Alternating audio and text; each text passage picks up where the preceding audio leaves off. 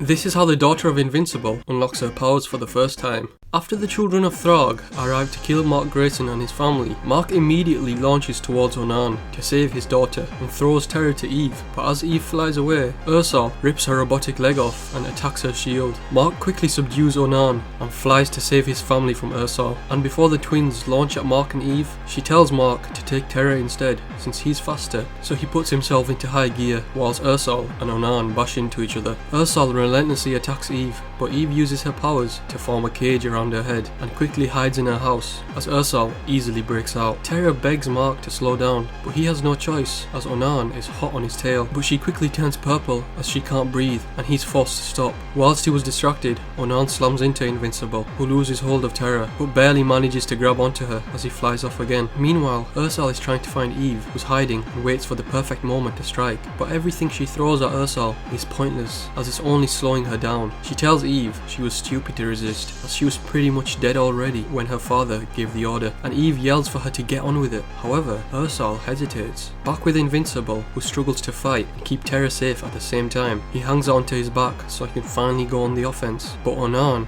gets a hold of her and lets go. Mark can only watch as she falls to the ground, seemingly to her death. He tries to break free, but his attacker is relentless. Terra falls and screams, but she suddenly stops. She's hovering in the air. She realizes that she can fly now, and her abilities have finally awakened. She tries to maneuver and control herself, but suddenly, the Grand Regent, Throg himself, has arrived and holds her by the leg, saying, "Shame, falling would have been a far less painful death."